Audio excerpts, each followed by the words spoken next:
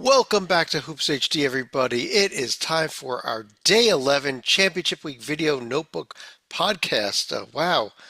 We're getting towards the end here. Day 11 already. I'm your It's host, almost Chad time for Sherwood. me to get out of here. This is good. We got David Griggs over there, Mike Cha below me, David Dorman to his side, and this is, as I already mentioned, if it comes up here on the screen share, this is our Championship Week Video Notebook. And it is also the first day that the official selection committee is meeting. We'll get that a little bit more at the end of the show. Yes, yes. But we all know that it is pasta dinner night when they first meet. Oh, And I got some pictures here of the actual meals. I wasn't invited. I Look at wasn't. these delicious bowls of pasta. This is what the selection committee was doing for a good portion of the night, Griggs. It was just What were delicious. what were you all eating? I Uh, heard you all were having a pasta well, dinner. we were. That was actually mine. The bottom right corner there was my dinner. It was delicious. Oh, so good. Why didn't But you let me out of the bunker for the we did even better, Griggs. We brought you your pasta dinner. Look, there it is in th- the th- corner. you threw a can of SpaghettiOs in here. Your rat is enjoying them. So now I've got a broken TV, a rat, and a can of SpaghettiOs. It's high class, isn't What it? are you I going to mean, put in here tomorrow, Chad? I just can't. I mean, we got a very limited budget, Griggs. We're doing the best we can. I blew most of it on my own pasta dinner over here. how come I didn't get any pasta? Let's get to the games. We had three auto bids given out, or in the process of being given out here, but by the end of the show, given out here tonight. Let's start with a Southland actually. Dorman, McNeese, they're back in the big dance. They are back. Will Wade gets them back. They were in last year. They're back again this year. Lamar was in this game the whole way. This was a tight game. Lamar wouldn't let themselves get blown out. A few times McNeese tried to push it out to 8-9, but that was as far as it got. Lamar went right back to 4-5. I give Lamar a lot of credit. They hung right in there. They were on McNeese's home floor against their home crowd, and I give them all the credit in the world. They played a tough, good game today. But McNeese is the champ of the Southland. They move on.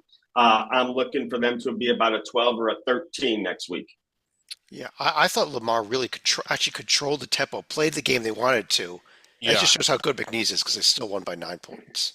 it is, and it shows how much better that they are than the Southland. We don't want to speculate too much, but I will speculate a little bit. With the success that they've had back-to-back NCAA tournaments, and given who their coach is, you kind of wonder, is he going to be looking to move on? And is this McNeese's sort of, if they're going to go on a run, are they going to be able to sustain this level of success in future years? They've they've put a lot into building that roster. I don't know what the specifics as far as NIL are, but they had a deep and talented roster that as good as they've been, I think some of us were expecting them to do more, but they have the chance to do more. A 12 or a 13, they're not going to be so overmatched that a win or an upset is completely out of the question. We also had an auto bid Mike given out in the Patriot League. Congrats to the American Eagles. Yay. Yeah. This was Winning. a blowout. Yeah, American the whole winning. way, winning big. And Matt Rogers, 25 points. This guy, it's going to be fun to watch him in the NCAA tournament. I don't think they can Right. win a game, but it's I going to be don't fun to either. watch him. Yeah, Navy. I missed this. Did their best player get kicked out 90 seconds in? I hadn't even turned it on yet. There was a flagrant foul real early on.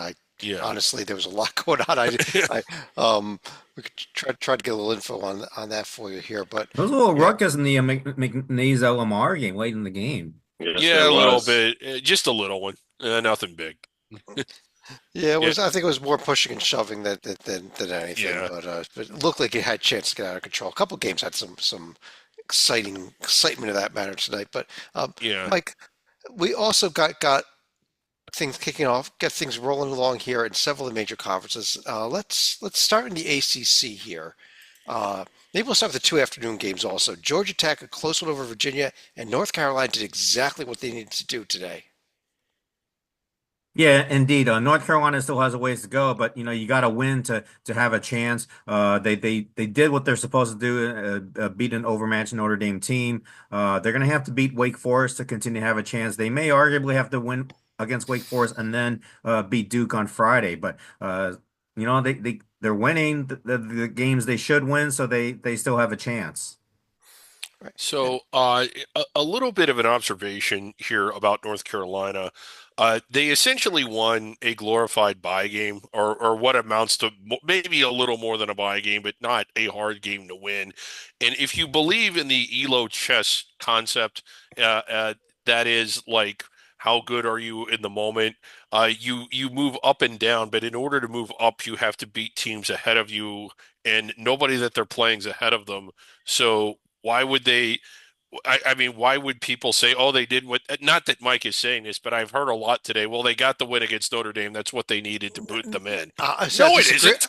I No, they don't got to know. do more than that. That's what I'm saying. Yeah, But Griggs, what they did You was win, you have a chance. That's all. You yeah, got avoided to win they to have a chance. they yeah, avoided the loss that would have killed them, killed their yeah. profile. That's I, what Right. they Oh, did. absolutely. That's why it was a necessary win. yeah. Oh, But oh, if you, I agree with that. But like, they're not in. I don't think Oh, beating they're Wake on it. puts them No. in. They need to beat somebody that's in to get in. I think if they beat Wake and lose to Duke, it's an interesting debate. It depends on how many bids are stolen. I'll just go put it that way. Yeah. Um, Dorman, the two night games. How about Stanford and Cal for the first time playing uh, anywhere east of the Vegas, Arizona area where they played a few Pac-12 tournament games over the years. Charlotte, North Carolina for the big game, and then SMU and Yes. Syracuse. I wonder how many fans made the trip out to see this round three Stanford Cal. But it was a pretty good game. Stanford controlled the first half and much of the second half. Stanford had a lead much of the second half. I'm sorry. Cal had a lead much of the second half. Stanford finally came back in the last few minutes, hit a shot or two down the stretch. This game, I thought Stanford was really that much better than Cal. They are not. I thought Cal was going to be tired. They had a long week so far. They had a double overtime against Virginia Tech the day before. And if you remember last weekend, they went into four overtimes on the road at Notre Dame. But Stanford couldn't put Cal away. I was impressed with how much energy and legs Cal had. I think they showed a lot. They showed a lot of heart. Stojakovic was awesome. He was just phenomenal. He was shooting threes. I believe it was 6 of 8 from downtown. He was just awesome. I give him a lot of credit. I love watching him play. But in the end, Stanford had too much. The Cardinal move on. They get Louisville tomorrow night. And Griggs, we got four games tomorrow now. Duke, Georgia Tech, Wake, Carolina, Louisville, Stanford, Clemson, SMU. We know what's at stake in that Wake, Carolina game. Yeah. Both teams really, uh, the loser Both. could be done. The winner is going to stay alive for a bit.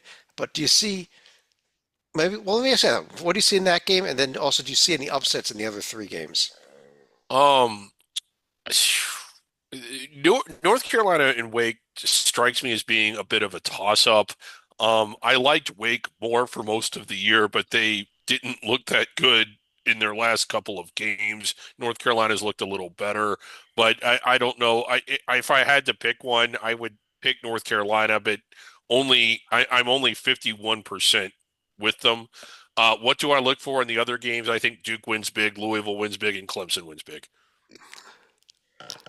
Fair enough. I could see SMU actually pushing Clemson, not winning, but pushing them. So, Yeah. but other than that, Dorman, it was second round day in the Big 12 tournament. Let's just start with the top game there. It was the second game of the day. First game was Iowa State blowing out Cincinnati. But where's this Colorado team been all year? I don't know. Ted Boyle, I've always thought was a great coach, a very good coach. I don't know if I should say great, very good coach. Yeah, yeah. Um, all of a sudden, he had like his stuff working today. He was making the right substitutions. I was impressed with Colorado's defense. They really played tough. They boxed out a lot. They weren't letting Virginia get second opportunities. Virginia was pretty cold from the field. And I thought Colorado controlled the tempo. They played at their pace. They wanted to go. Ted Boyle got everything out of his guys he needed. And down the stretch they came, and they were too much for West Virginia. And I think the Mountaineer faithful might be a little nervous till Sunday Yeah. night. I Thanks. think they're okay if I had to guess, but I think they're nervous. Yeah, how Hmm. about the 15-0 run in the second half for Colorado as part of, come back from 13 down to take this game? Mike, the late two games, Baylor, surprisingly, we thought K-State would challenge them. They didn't. Meanwhile, No, no. Kansas UCF was a great game. Oh, oh, Yeah, I think Kansas, it looked like, they would get a lead, but then they would do everything they could to, it's like, no, we don't want to give this game. You can have it, but UCF wouldn't accept it. And yeah, Kansas is very lucky to win that game. I think Baylor has punched their ticket in. I mean, I'm not saying they'll get a great seed, but I think, they won this game. I think they've punched their ticket. Kansas was in anyway, but if they had lost to UCF, oh, they would have been wearing dark. They might have been wearing dark uniforms for the first round. Yeah, um, and much like we talked with the other conference, you don't move the needle much by banning K-State, Griggs, but you don't pick up a bad right. loss. Yeah, you don't pick up a loss to someone that's outside the field. I get that. So while they didn't move forward, they certainly didn't go down. And if they And there lose to were But several they Tennessee, were, teams today that really moved yeah, backwards. So I mean, it's all relative. yeah. yeah, But I think the difference between them and Carolina is Baylor is, albeit barely, but probably in already. yeah, I would Baylor's agree with that. Baylor's beat teams in the field. They have quad Yeah, one wins. Carolina's nothing. Yeah. yeah. So like in order to get in, you have to beat teams that are in, and Carolina hasn't really done that. Uh, Yeah, they're One 1-10 once or they've done one it and once. 11 against Yeah, quad one yeah, teams. okay, yeah. tomorrow, Dorman, we've got three fascinating games here. I mean, BYU, Iowa State, That's Texas a Tech, Baylor, Arizona, Kansas should all be great ones. And then also the question is, can Colorado keep it going against, one of the two or three best teams in the nation? I think the Buffaloes are going to run out of gas. I think Houston is going to suffocate them with that great defense, and Colorado won't be able to score as easily as they have the last 2 days. I think Houston takes control of that game early and pounds them. This BYU Iowa State game, Chad, is going to be, they're going to start the day in Kansas City, and I think it'll be fantastic. This could go either way. If you remember now, a couple weeks ago in Provo, BYU beat them, I yeah. believe. And they were all over the Cyclones. They played great that night. They shot lights out. We'll see if Cyclones can get their revenge on the Cougars, but it should be a fantastic day in Kansas City. Yeah, BYU, one of the That hottest could be the teams in the best game of the country. four, to be Yeah, honest. yeah. Absolutely. BYU, and they're one of the hottest teams in the country. I think they're about to run into a buzzsaw if they get past Iowa State tomorrow. But man, they are on fire. Dormy, I have to laugh when you said that Colorado's going to have trouble scoring. I was about to make the comment that I think that if they really pull together defensively, they can hold Houston to under 70. And if they do that, they'll only lose by about 30. uh, I'm with you. Texas Tech, Baylor, Arizona, Kansas. Mike, do you see either Baylor or Kansas being able to win these games? Uh, not really. I mean, I don't Kansas either. barely. Kansas has not been playing well for the last several weeks, and they barely got by a mediocre UCF team. I don't see Kansas beating Arizona. I give Baylor a better chance to beat Texas Tech than I do Kansas of beating Arizona, but that's not saying much. But I really don't give either of the lower seeded teams much of a chance to pull off the upset. I I think agree with chalk you. prevails. Yeah, Griggs, Arizona's been hit or miss a little bit, but I still think they win tomorrow. Yeah. Yeah. Griggs, it was opening round day in the Big East. Butler took care of Providence. Oh, DePaul Oh, finished the DePaul season winning and sweep. advancing DePaul 9 wins beat away from a national championship. DePaul beat Georgetown three times this season. This is the first time DePaul has beaten a team three times in the season since they were in Conference USA. So congrats to the Blue Demons. And then Villanova took care of Seton Hall in the nightcap. Yeah. Butler, nice win for them over Providence. I think that they're overmatched tomorrow. I still think Butler has a level that they don't normally go to, but that's there. Uh, Maybe they can, if everything falls right and the Johnnies struggle offensively, which they're prone to do, Butler can maybe stay in the game for 25 minutes. But I don't. Yeah. But if we're looking at tomorrow's games, I think the one that you circle with neon bright signs and put lights all around is that Xavier Marquette game. Marquette in probably in the top half of the bracket, but with a chance to really improve their seed if they play well in this tournament. There were times that we thought that they were going to get a protected seed, so they've fallen down a bit. And Xavier's probably been one of the better teams in the conference for the last few weeks, but while they're straddling the bubble, they're not safely inside of it, and that is a hugely important game tomorrow. It is. Real quick on the bottom half of the bracket. First of all, I give one more shout out to that Georgetown DePaul game. I got to give a shout out, unfortunately, to Jaden Epps on Georgetown with his chance to tie the game late. Dorman, he airballed a free throw. Yes. Oh, It was bad. But Dorman, what about the other two games here? Creighton DePaul, UConn Villanova. Uh, DePaul, I feel as Creighton is hit or miss a lot. Now they have no inside presence to play defense on Kyle. What's the big guy's name in Creighton? I'm forgetting. DePaul doesn't have a big guy to defend him. That's going to be a problem. Kalkbrenner, thank you. Kalkbrenner is going to be a major mismatch for DePaul. If for some reason he is off or they physical and play him tough and Ashworth, one of the guards shooting, goes cold, DePaul could stick in the game for a little. I think Creighton has too much in the end. I think Creighton moves on. DePaul's season's probably over tomorrow. yeah. Connecticut, Villanova. Villanova needs this, and they need probably two more after this if they want to think about the tournament next week. Connecticut has had bad games. Let's just say it how it is. Connecticut has looked bad a bunch of times this season. If they are not up for this game and Hurley doesn't have his guys ready, Villanova likes the Garden. They love the Garden. They can get excited tomorrow night. There'll be plenty of fans for Villanova. Yes, the UConn fans will be all crazy and they'll be all over the Garden. But if Villanova can start out hot and get some confidence, they could stick in there with UConn tomorrow night. I agree. Mike, you're a Big Ten guy, and how about all three lower seeds winning today in the Big Ten tournament? Yeah. That sorry, chat about Rutgers. Look, they were down a lot early. They rallied the lead late in the game, but I thought they were going to pull it off. But USC fought to force overtime, and the game eventually went to the double overtime, and USC prevailed. The one of the three games, the one with the most impact was the Iowa win over Ohio State. Ohio State, they really needed to win this game Yes. to keep their slim chances alive. Now I think they're out. I mean, 17 and 15.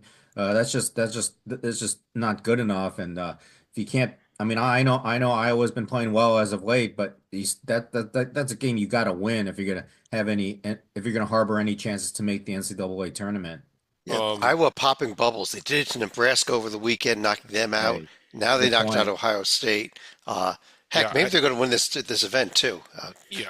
I would like to speak to the committee because I know they're watching. If you select Ohio State for the NCAA tournament, you need to go to rehab because Greg, you're on drugs. Griggs, I posted on Twitter that if Ohio State makes this field, I'm going to volunteer to take your spot in the puppet bunker. You should be rooting for Ohio State right now. Okay, well then select Ohio State. They look at their quad one wins. What about these games tomorrow? Dorman, let's start top here with a fascinating Oregon-Indiana game, followed by Wisconsin-Northwestern. Yeah, great games tomorrow to start the day in Indy. I like by seed and upset here. I like Indiana to have a nice crowd there. I think Woodson isn't done yet. I think the guys are actually playing harder for him since he made the announcement. Oregon has not been great away from home lately. I like the Hoosiers to beat the Ducks in the first game. In the second game, Northwestern played well today. They really did. That the Minnesota, they took control in the second half, really beat the Gophers down. If Wisconsin's going to play like they did last week against Penn State at home, Northwestern has a real shot to upset this one.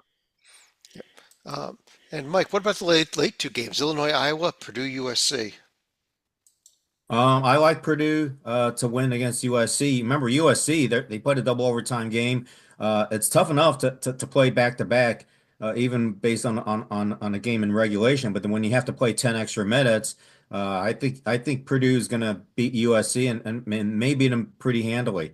I know Iowa's shown a lot of spunk over the last couple weeks, but they played very well down the stretch. I like Illinois to win that game. Um, so I definitely like the higher seeded teams to win tomorrow. I think I agree with you. Other than that Oregon Indiana game, where I'm with Dorman on that. Uh, Griggs, But 8-9's a toss up. Yeah. it was opening round day in the SEC, Yeah. and What a day. let's start with the top two games here. Arkansas got another battle from South Carolina, almost lost the game, found a way, and then Yeah. Texas kept their season alive with a win over Vanderbilt. So in the first 10 minutes or so of their last regular season game against South Carolina, Arkansas just completely fell apart. And I think they were down 18-3. And they did the same in their last 5 or 6 minutes, again in their game today. For that middle, 65, 70 minutes, they were completely fine. They had But an 18 God, point, they had an 18-point lead they, that got trimmed to two. yeah, I mean, they completely almost shot themselves in the face, but they avoid, as you say, a loss to a team that's miles and miles and miles so far away from the bubble they can't see it with a telescope, and move on to the next round to where if they beat Ole Miss, I think they're in. If they lose to Ole Miss, I still think they're probably in, but they're going to avoid a loss that could have knocked them completely out.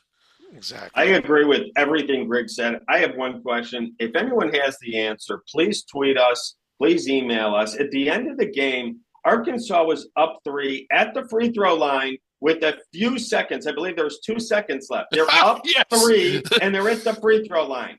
They decide to purposely miss the free throw to go up 4. Accidentally trying to miss it, goes in, and they go up 4 by accident. I want to know why you would not want to go up 4 with 2 seconds to go. I have the answer. Calipari did tell him to do that because he likes to do things differently. Unconventional, he said. That's just stupid. That's not. That's dumb. I want to know why you would rather be up 3 than 4. I get that. I get also, Dorman, that he doesn't really want to be in the SEC tournament. He wants to get ready for the NCAA, but he had to win this game to feel safe about the NCAA. I couldn't believe what I was watching. Yeah, it was stupefying. The only thing I could consider is that there is some logic to where if you're up 1, don't hit the free throw to go up 2, because either way, all they're going to get off is a 3, and you want the clock to start. Yes. But if you're up 2 or up 3, go ahead and hit the shot. Good. Yeah. Grief. Okay. Game's over. All right. Texas with the win over Vanderbilt. Mike, Texas, I don't believe they're in at this point, but with a win tomorrow, they start getting closer God, again. they win tomorrow. Oh yeah, if they win tomorrow against A&M, I think Texas is in for sure. By beating Vanderbilt, Texas still has a chance, but Vanderbilt might be sweating now. Yeah, Vanderbilt might be sweating, especially with their non-conference strength of schedule, which is in the 300s. Texas, they're not out of the woods yet, but at least they have a chance. You win, you still have a chance. You beat A&M, I think they're in. And Dorman down the bottom here. Mississippi State took no problem with LSU, but Oklahoma absolutely would have been in huge trouble if they could not pick up another win here. They got a win that actually moved the needle a little bit here, because Georgia is probably in. Georgia's probably in. Oklahoma's probably in. We all think Texas is getting closer. Are we now talking about 14 teams? It is legitimately possible. This is getting crazy. And look at these games we have tomorrow, and we still have the top 4 teams not even getting to play yet. We have Ole Miss, Arkansas, A&M, Texas, huge rivalry game. Mizzou against Mississippi State, and Kentucky against Oklahoma. This is going to be an amazing day, and we still got 3 more days of the tournament after this. It seems like when all the SEC bubble teams need to win, they win. Yeah, it's amazing. They get another bubble in every day. I totally agree with you, Mike. Yeah. Oh man, Big Ten's the opposite. The bubble teams lose. Yeah. The Texas really needing to win. If Oklahoma does it tomorrow, I think they will have done enough. Yes, I agree with you. Oklahoma, one more win, I think they're locked in, especially over a really, really good Kentucky team. A Yeah, loss, they're sweating and they still. almost beat them, albeit at home, but they did almost beat them a short time ago, and it was a really, really sort of an emotional game. So I'm gonna switch screens here real quick to this Texas profile because I think it's worth a few seconds on. Uh, it's interesting tomorrow if you add in Very. An A&M win. I yeah, mean, they'd still only be 12 and 14, which would become 12 and 15 against the top three tiers, which is not good still. I'd love to see two more wins, really. They would be 19 and 15 overall if they beat A&M and M and then lose their next game. But it's interesting at least. It's debatable. But it they is. need. I don't think they're even debatable without one more win. No, It's I would debatable that agree. even with that against that Georgia resume you show right there is tight. I still don't think it's quite enough. But if they like A&M is really, really good, and if they beat them on a neutral floor, that's a lot. I mean, that Yeah. adds a lot to that resume. Yeah, yeah. And Georgia, you're right. They're not 100% safe. I have a No. feeling Yeah, they get in. The yeah, metrics love Georgia. They're 500 against the top three tiers, and they yeah. have several less losses than It Texas. Will Yeah. have 15. They'll only have 12 Yeah, we losses. can agree on this. Like Georgia is a bubble team, A&M is a protected seed. If they beat A&M tomorrow, that's a whole different level of good. All right, let's move And on here. Vandy. Yeah, Let's move on here. Dorman, it was opening round day in the Mountain West where we saw San Jose Tim. State win, Nevada Oh, we win, saw Tim Miles win and, on his way to the final. and we saw Air Force play about 30 minutes where they were leading UNLV in what would have been one of the biggest upsets by metrics of the entire season. That's how bad Air Force has been. But Vegas finally won it at the end. Vegas finally won it in the end. I didn't have that game on. UNLV went from like down 4 to up 9 in like 3 minutes. They got red hot for a couple minutes there. But I like to see teams go out, really fighting and playing well. And Air Force can really say they did that. And they probably played their best game of the year. They don't have the talent to beat these teams in the Mountain West, but they went down fighting.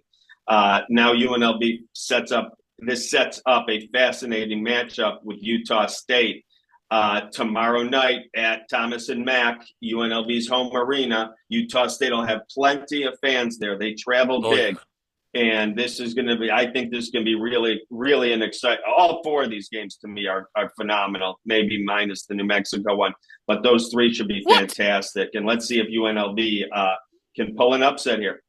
Yeah, And I'll tell you what. I'll tell you what. I'm a little worried about Utah State if they do lose this game. Me too. I think that they could at least find themselves in Dayton if they lose this Nervous. game. Yeah. They've been they were so good early in the season. They've been really heading in the wrong direction lately. Um, this should go into the books, I think, as a road win. yes. Will it not? Okay, so Um, if they win tomorrow, I think they're safe. I think they're relatively safe if they don't, but if they win tomorrow, I think they're safe, safe.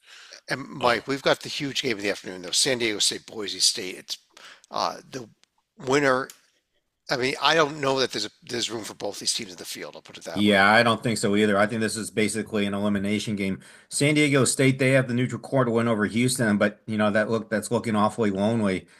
San Diego State is in a little better position than Boise State, but not by much. But I think this is essentially a de facto elimination game. Winner has a good chance. The loser, not so much. The game of the day, of course, though, Griggs, oh my was God. in Denton, Texas, with that Charlotte Rice opening round game. Any thoughts on this one? It actually was a pretty good, nice come from behind win by Charlotte in this one. Yeah, Rice was up so there. I was curious to see what kind of crowd, and I put that in quotation marks, we would have for this game. It turns out it was free admission to anyone that wanted to come in. So, And there still uh, is nobody there. and there was still nobody there. Uh, I kind of wish they would do, I mean, for sentimental reasons, I kind of wish they'd just play five opening round games, either have make it a single session ticket that's either free or very cheap, and you'll have a lot of more people there in and out buying beer and things like that. Just to play 1 12 13 game seems kind of crazy to me. well, Uh, there were two games. There was the women's 12-13 game before this one also, so they got okay, a yeah. little bit more in. But quick shout to Charlotte. This is the first time they've won a conference tournament game since 2016. a conference tournament game. They've over That's conference tournament since then. So they finally got a win. That's a bad streak to be on. They Uh, need Coach Lutz back. um. Are we even counting this as a win? Because it was a win to get to the round before the quarterfinals. uh, Anything at all, Dorman, that we see in these four games tomorrow, though: Wichita State, South Florida, Florida Atlantic, Charlotte, Temple, Tulsa, East Carolina, UTSA. I think you brought up actually a great point last night, Chad. I'm interested to see if Temple can make a move here in this conference tournament. They've had good moments during the year where they look like a really solid, well together, solid team, and then they've had moments where I can't even believe what I'm seeing. So I'm interested in that. I think Charlotte might be able to get Florida Atlantic a game tomorrow. Let's see if that can happen. But the big games come in Friday when we'll get to the quarterfinals and the top four teams. Most notably, North Texas and Memphis will enter the picture. Yeah, I agree. A quick somber thought. I don't even know if I should be saying this as a puppet. South Florida in action tomorrow. In what I thought was absolutely the correct move. Amir Abdur-Rahim named American Coach of the Year. Honorary American Coach of the Year. Beautiful. Yeah, Yes, beautiful move by the Beautiful. conference. yeah, Mike, it was opening round day in the A10, which saw Davidson get by Richmond, Fordham upset Rhode Island, and LaSalle take down UMass. Two out of three lower seeds winning. Yeah, I noticed that two of the three the lower seeded teams win. And then 12-13 is kind of a toss up. So you know it is what it is. I mean, I'm happy for well, Fordham because they're perennial basement. So at least, they're not going to win the A10 tournament, but at least they get a win here. So good for the Rams. Yeah, Medore with 26 Fordham points for Rams. them. yeah. Jackie Johnson with 29. How about Corey McKeithen for LaSalle with 30 points today? Sets up some somewhat interesting games here tomorrow, Griggs. Yeah. The Bonnies at Duquesne, St. Louis Davidson, GW Fordham, and for the fourth time now this season, St. Joe's LaSalle. They met in the Big Five Classic, two regular Yeah. season games, and now in the conference tournament. Yeah. Fran Dunphy, career's not quite over yet. So, Mhm. um, he gets one more against St. Joe's. St. Joe's during the season did have moments of life. They had hours of death, but they did have moments of life. So, could they get by LaSalle tomorrow and then step up and make Dayton sweat in the quarters? Probably not, but maybe. Uh, um, the other thing about Rhode Island is Archie Miller like not doing as well as we thought he would be doing there. Oh, he did so well at Indiana. Yeah, I was. Yeah. Yeah. Uh, let's Dorman. Let's move on to. We'll skip ahead here to Conference USA. Two quarterfinals today. Liberty and Jack State both won, and they weren't really the close games we thought they might be. Maybe the second one was closer than we thought it would be, not the first. We finally got to games I think I picked correctly here. I thought Liberty and Jacksonville State would roll, and they did. Liberty was up big the second half, never got tight. In Florida International, the score wasn't 9 points was the win, but it was double digits most of the second half. I think these two teams are much better than the rest of the conference. I'd be surprised if they didn't each win one more and meet each other in the final Saturday night. Wait, didn't you pick Kennesaw State to win this event? No, Oh, I don't I think thought. so. Oh, I thought you had. Did I? Okay. I thought you had, but I don't I remember. might have. Yeah. It's so late, I don't even know. Yeah.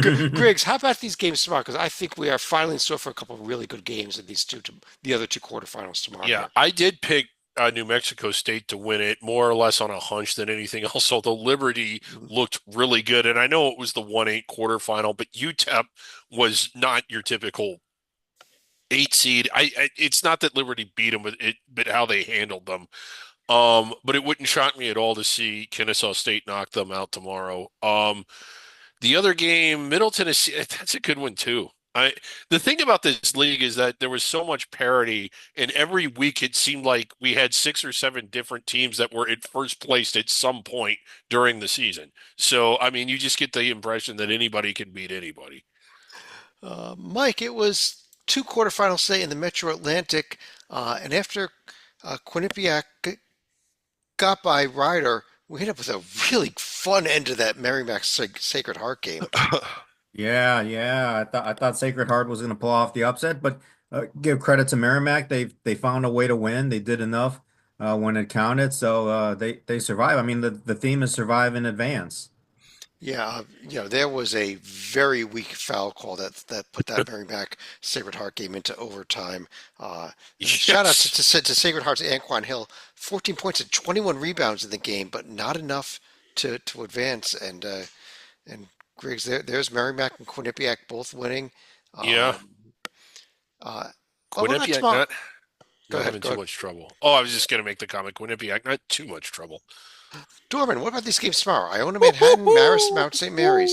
Yeah. One of my favorite rivalries, Iona Yeah. Manhattan, should be fantastic. I hope it's really crowded in Atlantic City tomorrow night for this one, because when these two get together, it's just it's they don't like each other, and you can tell, and it's testy right off the tip, and it's great. Uh, I'll pick Iona, but it's going to be tight. I hope it's another great game.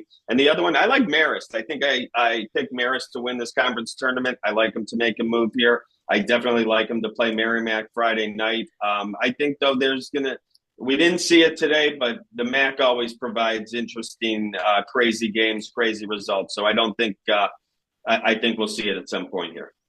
Uh, Griggs, we expected two blowouts in the MEAC, and we actually got two close games, Yeah. amazingly, although the top two seeds did advance.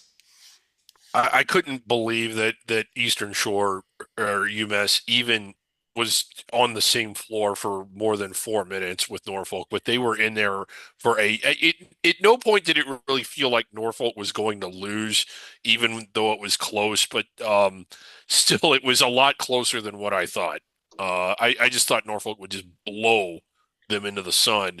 And the other game, yeah, I mean, that was SC State, Coppin State made them sweat too. Yeah, Mike, do you have any thoughts on these two games tomorrow? Howard, Morgan State, Delaware State, NC Central. Not really. Good answer. Good answer. Ah, Yeah. pass. Yes. Yeah. Oh, we just hope they're a good game. Maybe we'll get an overtime or something like that. Have a little bit of fun at least. Um, Yeah. let's uh, let's keep going right here with the WAC actually. Even though as we record this, the Grand Canyon Texas Arlington game is not quite gone It's final. over. Oh It's my Grand over. God. Canyon It's over. is rolling away with it, and Dorman, Utah Valley, no problem with Utah Tech either. So the top two seeds easily advance here. Easily advanced here. This crew last night thought these top two teams were significantly better than the rest of the conference, although Abilene Christian has had its moments. Cal Baptist has had its moments this year. I think the games tomorrow night will be closer than tonight.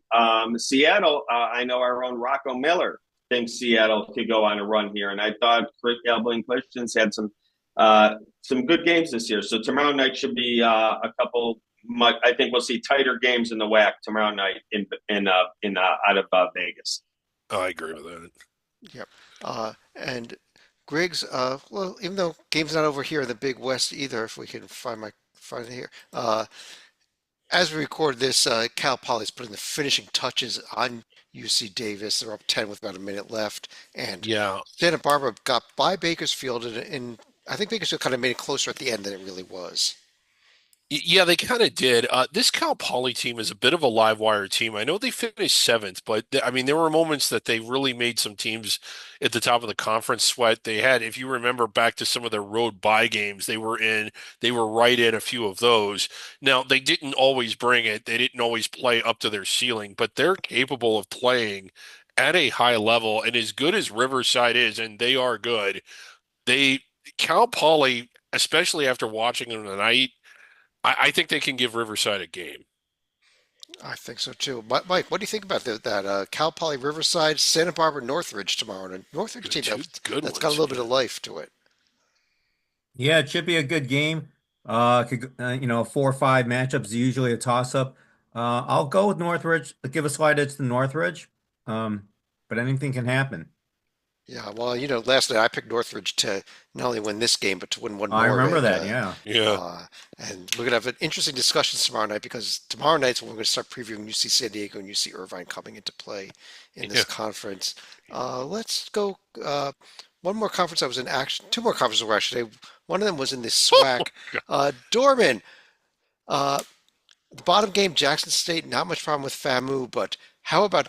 Well, wait a minute. The game of the day between Southern and Grambling, the Bayou Classic there. Grambling had one of the biggest scrambling episodes you'll ever see in your life. Somehow the ball popped 6 different ways. They ended up with it. This was a crazy situation. Grambling had a lead in the first half and early in the second half, like everyone thought. Everyone said Grambling was better. They were going to kill. They were going to beat Southern, no problem. Southern showed big. Everybody the was other way. other way I'm sorry. around. Everybody I'm sorry. was, yeah. I'm sorry. Yeah. Sorry. Yes, sorry. yes. Southern was Everyone up loved 13 Southern. points. Yep. Yeah. And they were rolling. And Grambling got red hot. Southern started throwing the ball away. They were out of control offensively, got called for a charge or two. And all of a sudden, the momentum started swinging, and they couldn't stop Grambling. And they kept coming and coming, and finally it was tied. And I'll let Griggs explain the end of it because he saw it closer than I did, and it was incredible. So, Griggs. I will not do the visual of it justice. It's all over Twitter. I tweeted it, but essentially, it was an inbounds pass that was turned over, and then then they got him trapped, and he just threw it down the floor, and it was turned over again and thrown back down the floor to a wide open Southern player for a dunk. It was I can't even explain it. You just have to see it. It was one of the craziest last sequences there that got the game into overtime, but Grambling found a way in the overtime period, Yeah, and here we are, the 8th seed into the semifinals. yeah, and how about the toughness of that to have something like that? Just the most dumb luck you'll ever see, the dumbest luck you'll ever see, to blow the lead and appear to have blown the upset, but still able to come back and get the win in overtime. I'm impressed. Yeah, that was impressive. I mean, because it looked like Grambling had the game won in regulation, and then Yeah. boom, that happened. Tomorrow's games. Hey, Mike, I'll throw two more at you. Texas Southern, Alabama State, Bethune-Cookman, and Alcorn State. Maybe you have some thoughts on these. Mike gets all the good games. Why is there such a large separation at 2 o'clock and an 8:30? Because The the way the women's. SWAC is playing it, they play one men's and one women's in the afternoon, one men's, one Oh, women's in the okay. evening. It's a Okay, different so there's probably a format. 6 o'clock game before Yeah, it. That makes yeah. sense. Um, Neither game moves the needle for me, to be honest. Yeah, this is a little bit of a rough day there. Um, Now it's wide open. Southern's out. Yeah. Anything could happen. Southern's out, Yeah, Jackson Grambling State's has the there. 8th seed and they not only pull off the upset, but now they get a day of rest. Yeah. Bonus. Texas Southern at perennial power, they may have a path now into the Yeah. finals. Um, Cookman. one, Cookman's looked okay at times this year. Yeah, Cookman the tournament's in Atlanta, an unusual location for the SWAC, but Cookman might bring some fans up from Daytona Beach. one team that's not in the tournament, Mississippi Valley State. Yeah, yeah, and I love that last bullet point there. Yeah, Please. Committee, listen to it would MVSU be MVP funny. unofficial Yeah, account. yeah. One more game that was played today, just one final moments ago.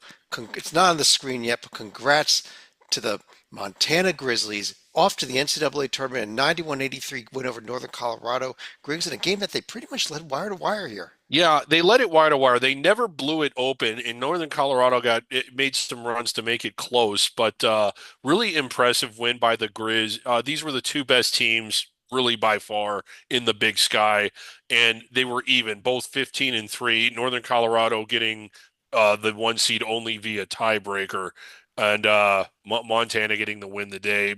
Both, I think, both would have represented themselves well in the NCAA tournament. Yes. Northern Colorado hasn't. They've been the one, I think, and it would have been nice to see them get there because they don't have the history that Montana has. But Montana's still a really nice win, and we'll see what they can do in the round of 64. But they're there. Four players in double figures for the Grizzly, including Kai Johnson with 23 to lead the way. Nice win for Montana. Congrats to them. They are in the big dance. Yeah. And that does conclude all the games that were played today. We do have one more conference kicking off action tomorrow. second to last conference to kick things off. Dorman, it is quarterfinal day in the Mid-American Conference. Yes, it Uh, is. and we got, I think, some interesting storylines here with Akron, Bowling Green, Toledo, Ohio, Miami, Eastern Michigan, and Kent State, Western Michigan.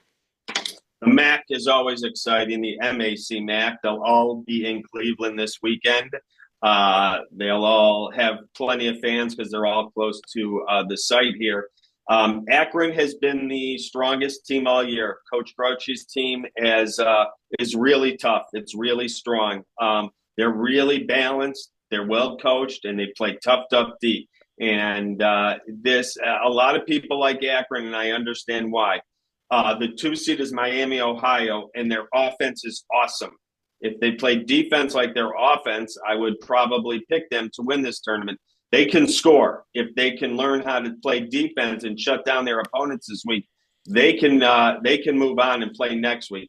Kent State has been solid at times. This tournament is wide open. Akron comes in as the favorite, and deservedly so, though. All right. First of all, Mike, do you see any upsets tomorrow in terms of seeds? Uh, Not really. I agree with you because we don't trust teams that are not from Ohio in this conference Yeah. this year. So that takes care of the bottom half of the bracket entirely. Yeah, I think Toledo, Ohio Ohio can is a beat coin. Toledo. Yeah, Ohio Toledo is a coin flip game though. Yeah, that I was going to say that's going to be a really good game. Griggs, who's going to win the MAC? Akron. I'm with you on Akron too. Dorman, I'm with you. Zips. Zips. Zips. Yeah. We're going unanimous on the Zips. That means they have no shot now. No Yeah. chance. They'll be out. They'll be done by tomorrow at 1. That would be a shame. But let's go check it in our survival board right up there on the top of the screen. This is a service we do for the NCAA Tournament Selection Committee. We do several things here. First of all, we track how many teams are left with a shot to win it all.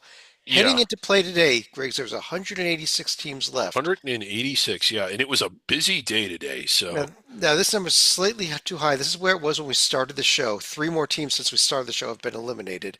But heading into the show tonight, we were at 153. wow. It's now an even Wow. 150 with the 3 games that just went final. Yeah, a busy day with and half that is if you're doing your math at home, way less than half the teams that we started with. We started in the 360s.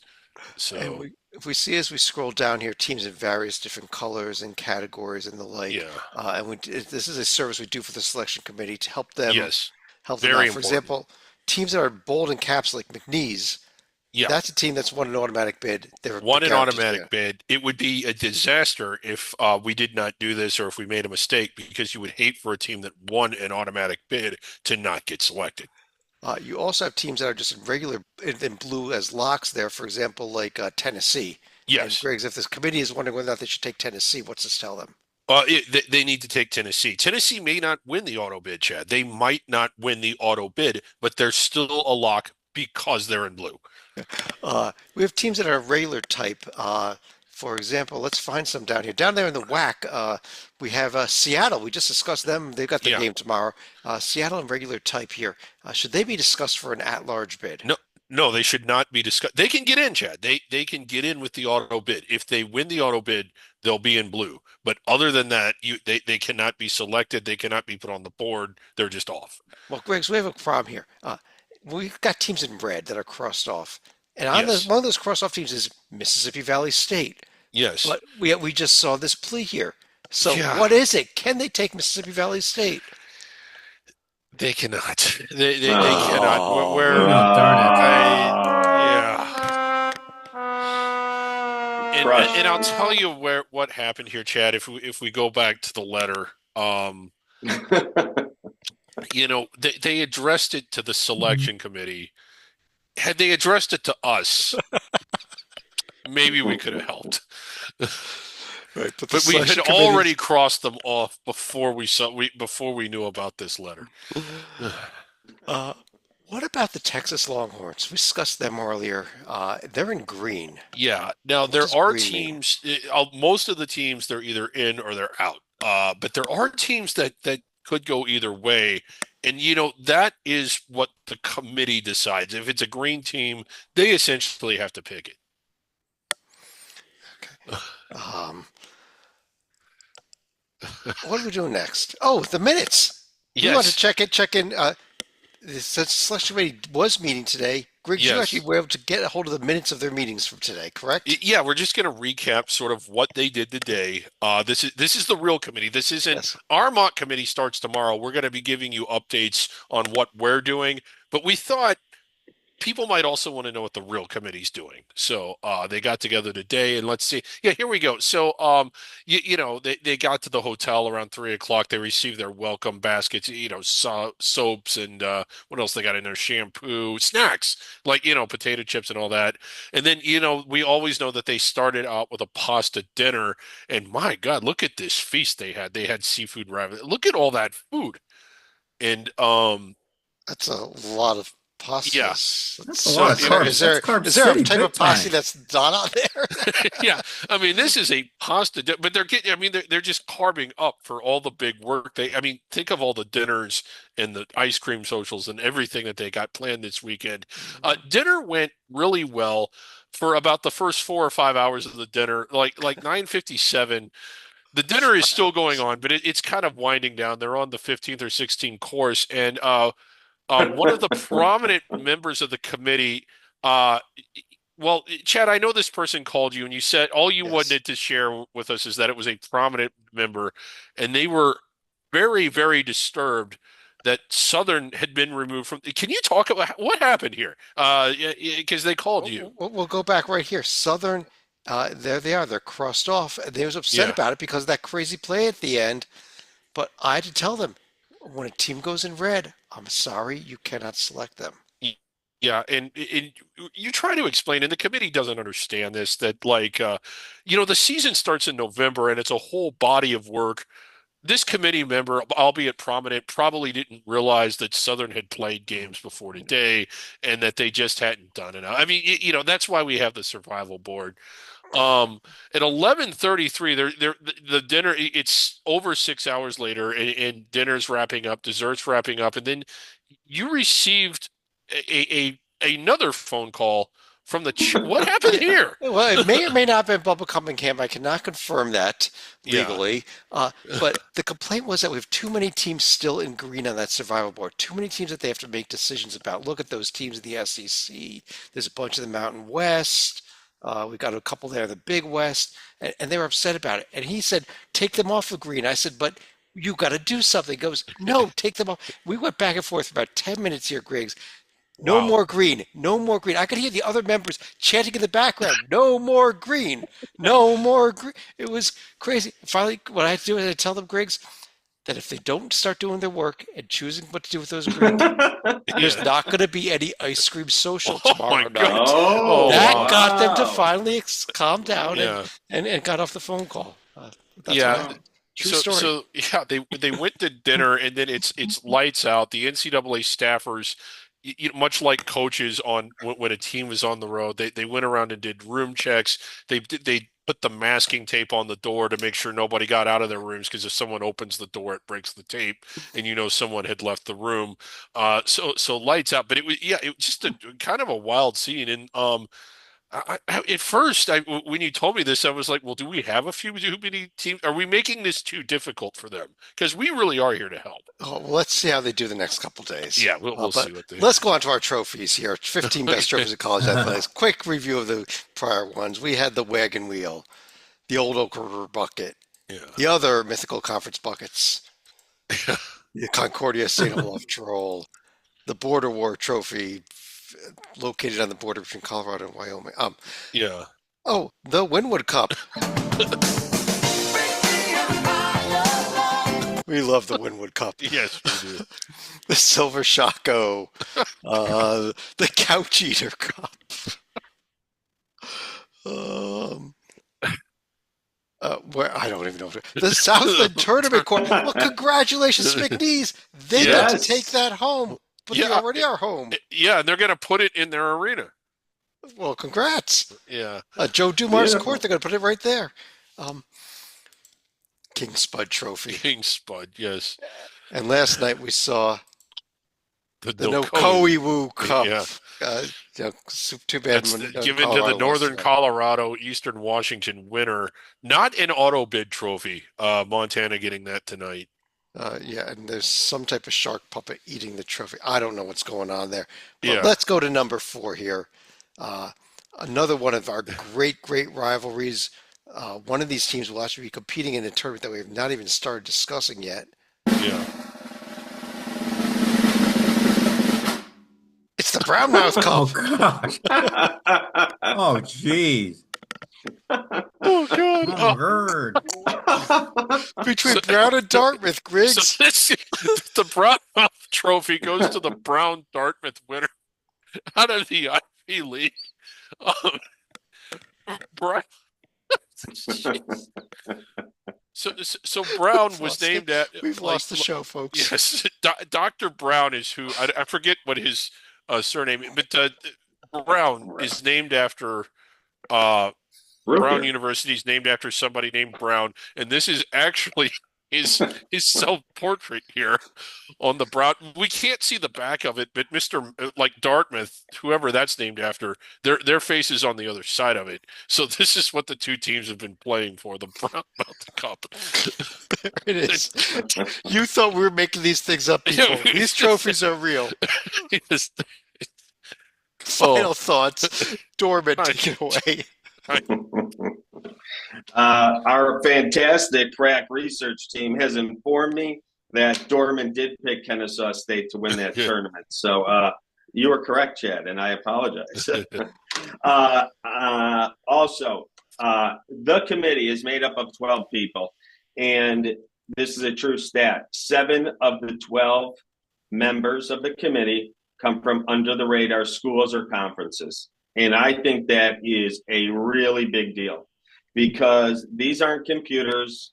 These aren't numbers being spit out and, taken all the, with all the computer mismatch and thrown together and stuff. These are people with hearts and heads who think and have allegiances and they have their own experiences and they come from conferences or schools where it's harder to get into the tournament than it is from the power schools. And it wouldn't surprise me if an under the radar team or two, if needed, Cal Riverside, VCU, those type of teams got in this year instead of just being left out because I think the change with so many members coming from that type of background. So 7 of the 12 members come from an under the radar school or conference, and I think that will definitely impact voting in a huge way. I I hope you're agree. right. I hope. I hope Yeah. you're right. Mike. Yeah, I mean, we're in the midst of the best week of the year. Tomorrow's gonna, I think tomorrow's gonna be busier too because you have the all the major conferences in full swing. No more preliminaries. I'm definitely with David Dorman about the committee. I mean, it's like it's a lot easier for a team from a major conference to have a mediocre record. Have zillions of chances against top-notch teams, but it's always it seems like it's always the little guy that gets the short end of the stick. So hopefully that'll change, but we'll see. I just want to quick note out here. There was some rumors going out here today that with the heading into next season, there are schools that are actually considering dropping out of D1 because of Yeah, the House settlement and all the money. This is something I'm just throwing out there now. Probably something we'll discuss more in the off season. But definitely. the money in D1 right now, just is the schools are not going to be able to keep up with it, and it's going to be a shame if we do start losing some schools because of this. But it is a rumor that came out there today, so we'll keep an eye on it, and we'll definitely discuss later on in the off season. Griggs, you want to finish the show off? Yeah, that is a those rumors have been going around for a while. We're not going to get into the specific schools yet, and maybe not until this summer. But anyway, for up until like the last 5 or 6 minutes, you got to admit it was a pretty informative show. Uh, but um, Thursday of championship week, I think it's the best day of basketball of the year. There's Amen. other great ones. The round of Yes, 64 sir. Thursday and Friday Hmm. certainly rank way up there. I would rate it's Feast Week, some of those days. The thing that's so fun about Feast Week is that there's so many surprises. Because in one of the reasons is we just don't know how good anybody is yet. If you can believe it, North Carolina was actually ranked #1 at one point, as was Kansas. So when Dayton almost beat them, it was like, holy crap. Now it's like, well, of course Dayton would almost beat them. But Thursday of championship week, with every game having the stakes that it is, regardless of whether you're watching the SWAC quarters or one of the big tournaments, every game is a knockout game, and there's more of them tomorrow than there are on any other day of the year. I think it's the best day of the year for hoops. I look forward to it every year. Friday's good, Saturday's good, Sunday we see the field, but tomorrow, Thursday of championship week, it should be a national holiday. Absolutely. It is a national holiday. I'm Yeah. declaring it. On that note, though, I do want to thank everyone for joining us. On behalf of David Griggs, Mike Cha, David Dorman, enjoy all the games tomorrow. We'll be back tomorrow night with another Championship Week video notebook, in which we'll also be recapping the first night of the meetings of our Hoops HD mock selection committee. So we've got a lot of extra stuff tomorrow. But on that note, thanks for joining us. We'll talk to you again tomorrow night.